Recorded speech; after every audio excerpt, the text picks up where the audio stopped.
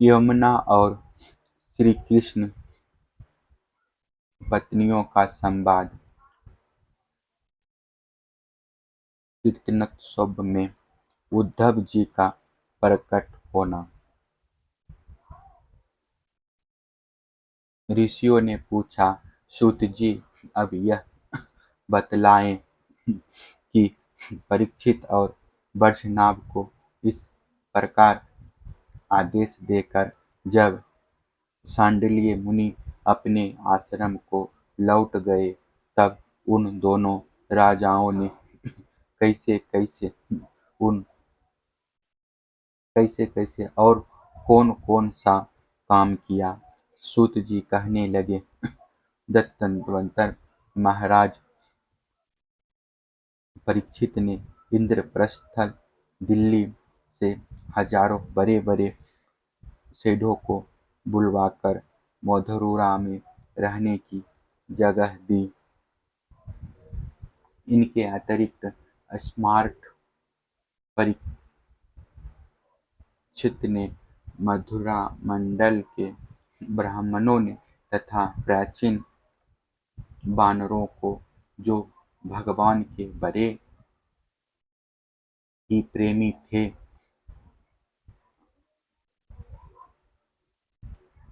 बुलवाया और उन्हें आदर योग्य समझाकर मथुरा नगरी में बसाया। इस प्रकार राजा परीक्षित की सहायता और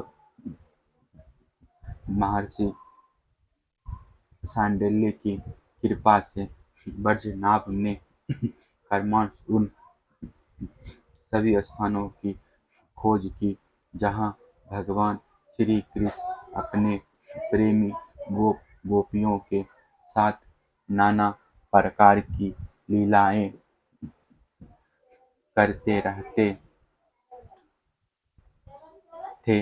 लीला स्थानों का ठीक ठीक निश्चय हो जाने पर उन्होंने वहाँ वहाँ की लीला के अनुसार उस स्थान का नामकरण किया। भगवान के लीला विग्रहों की स्थापना की तथा उन उन स्थानों पर अनेकों गांव बसाए। स्थान स्थान पर भगवान के नाम से कुंड और कुएं खुदवाए, कुंज और बगीचे लगवाए। शिव आदि देवताओं की स्थापना की। गोविंद देव, हरिदेव आदि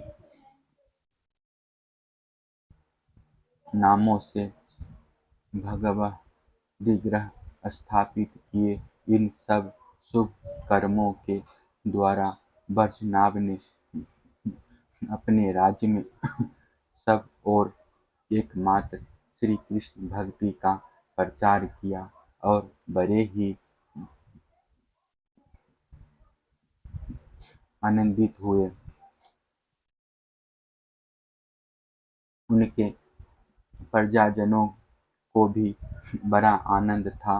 वे सदा भगवान के मधुर नाम तथा लीलाओं के कीर्तन में संलग्न हो परमानंद के समुद्र में डूबे रहते थे और सदा ही बज्रनाभ के राज्य की प्रशंसा किया करते थे।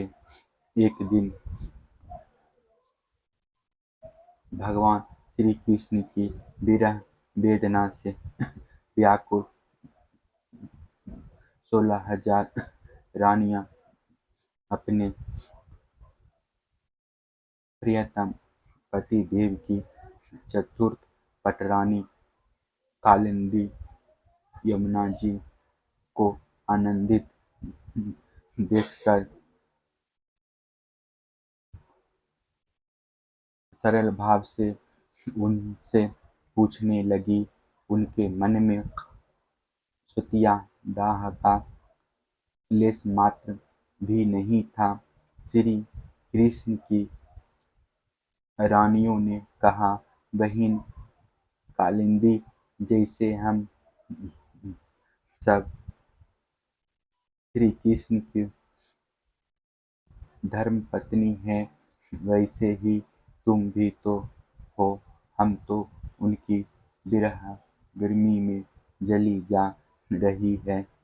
उनके वियोग दुख से हमारा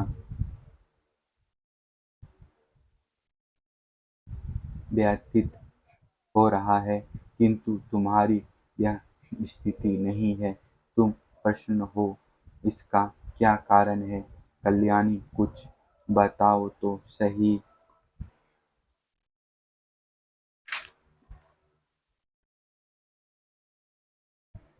उनका प्रश्न सुनकर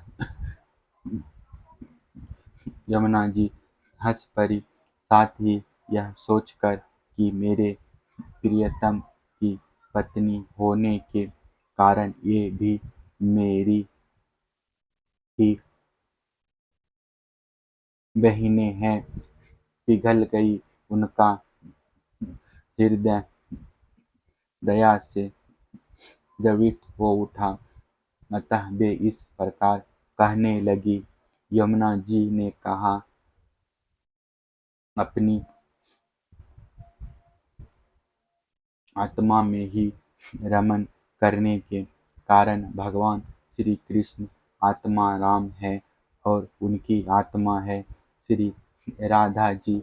मैं दासी की भांति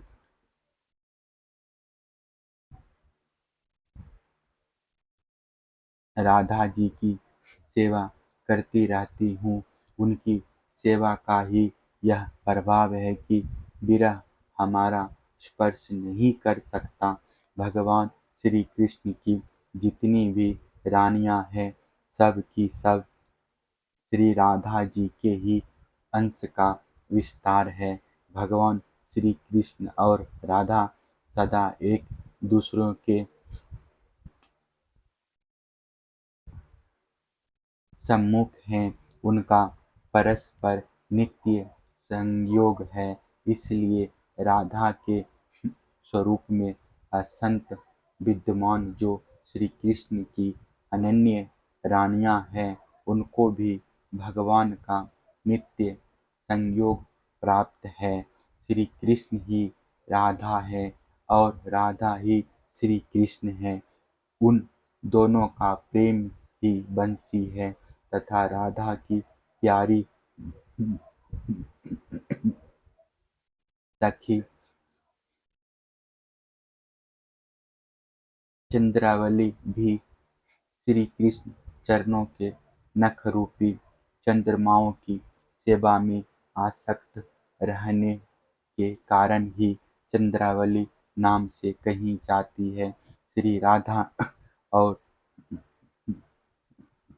श्री कृष्ण की सेवा में उसकी बड़ी लालसा, बड़ी लगन है। इसीलिए वह कोई दूसरा स्वरूप धारण नहीं करती। मैंने यहाँ श्री राधा में ही रुक्मिणी आदि का समावेश देखा है।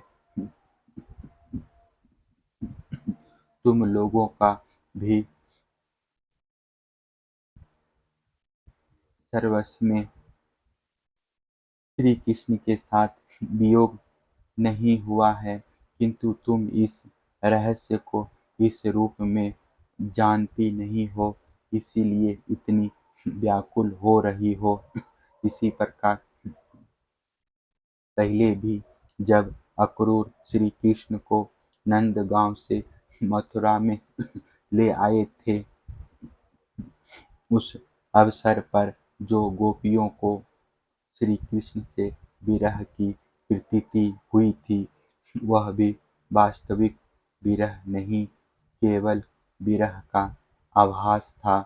इस बात को जब तक वे नहीं जानती थी, तब तक उन्हें बड़ा कष्ट था।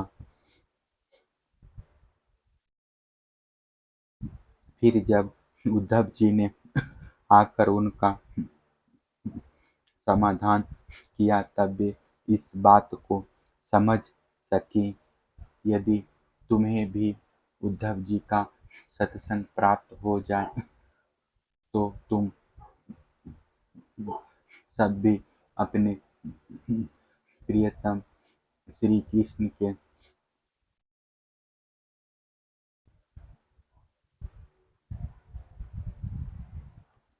के साथ नित्य विहार का सुख प्राप्त कर लोगी। सूत जी कहते हैं, ऋषिगण जब उन्होंने इस प्रकार समझाया, तब श्री कृष्ण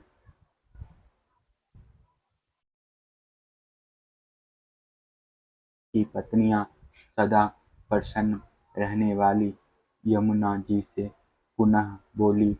उस समय उनके हृदय में इस बात की बड़ी लालसा थी कि किसी उपाय से उद्धव जी का दर्शन हो, जिससे हमें अपने प्रियतम के नित्य संयोग का सौभाग्य प्राप्त हो सके। श्री कृष्ण पत्नियों ने कहा, सखी, तुम्हारा ही जीवन धन्य है, क्योंकि तुम्हें कभी भी अपने प्राणनाथ के वियोग का दुख नहीं भोगना पड़ता।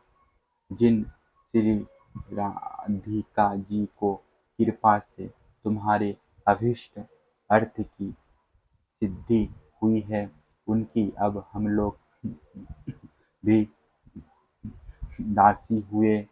किंतु तुम अभी कह चुकी हो कि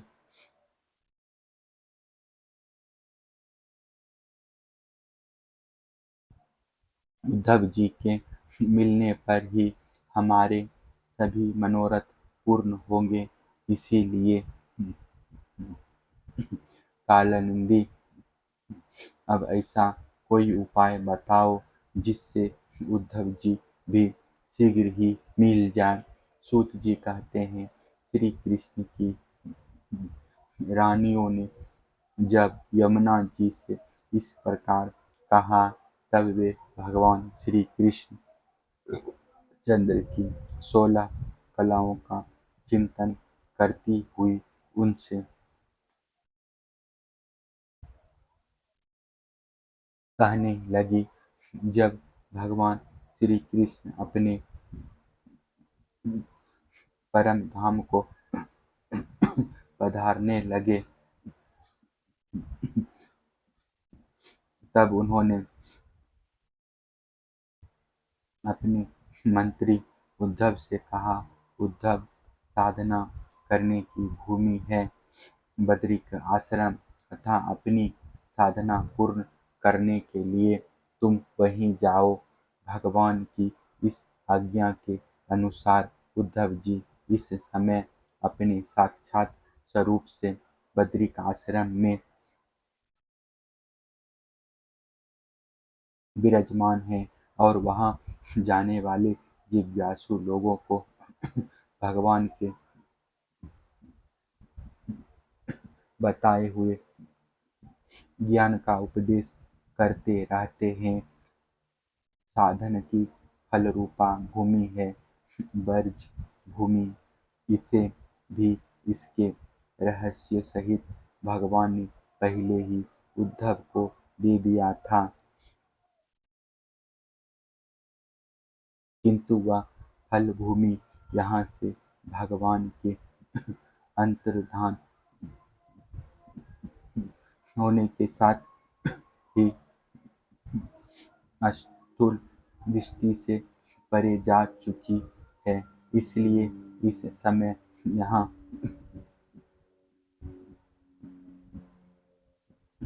उद्धव प्रत्यक्ष दिखाई नहीं पड़ते।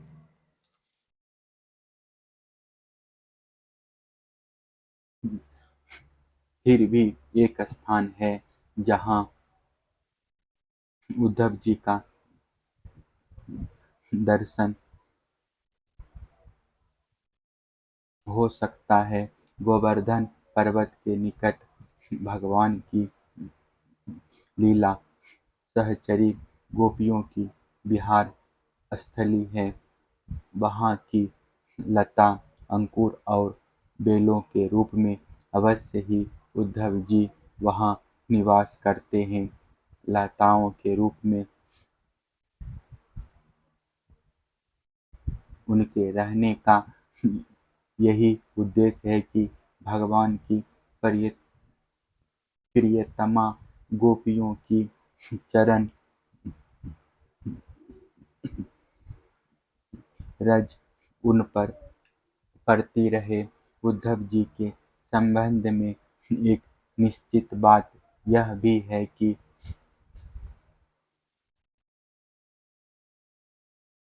उन्हें भगवान ने अपना उत्सव स्वरूप प्रदान किया है। भगवान का उत्सव उद्धव जी का अंग है, वे उससे अलग नहीं रह सकते। इसलिए अब तुम लोग ब्रजनाभ को साथ लेकर वहाँ जाओ और कुसुम सरोवर के पास ठहरो। भगवत भक्तों की मंडली एकत्रित करके वीणा, वेणु और मृदंग आदि बाजे के साथ भगवान के नाम और लीलाओं के कीर्तन, भागवतम संबंधी काव्य कथाओं के श्रवण तथा भगवत गुण गान से युक्त सरस संगीत द्वारा महान उत्सव आरंभ करो। इस प्रकार जब उस महान उत्सव का विस्तार होगा, तब निश्चय है कि वहाँ उद्धव जी का दर्शन मिलेगा। वे ही भली भांति तुम सब लोगों के मनोरथ पूर्ण करेंगे। सूत जी कहते हैं, यमुना जी की बताई हुई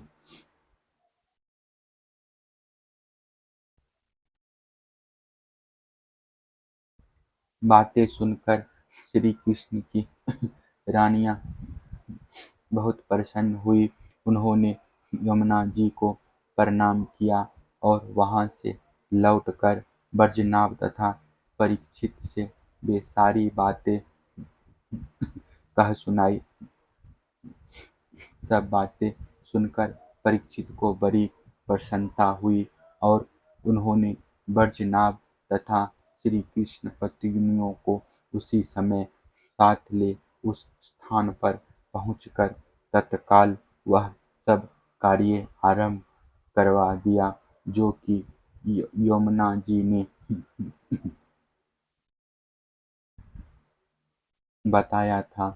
गोवर्धन के निकट वृंदावन के भीतर कुसुम सरोवर पर जो सखियों की विहार स्थली है, वहाँ ही श्री कृष्ण कीर्तन का उत्सव आरंभ हुआ। वृषभानु नंदिनी श्री राधा जी तथा उनके प्रियतम श्री कृष्ण की वह लीला भूमि जब साक्षात संकीर्तन की शोभा से संपन्न हो गई, उस समय वहाँ रहने वाले सभी भक्तजन एकाग्र हो गए। उनकी दृष्टि, उनके मन की वृत्ति कहीं अन्यत्र न जाती थी।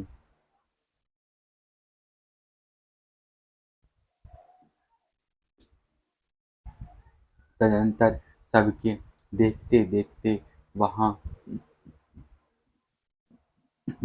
फैले हुए तृण, गुल्म और लताओं के समूह से प्रकट होकर श्री उद्धव जी सबके सामने आए।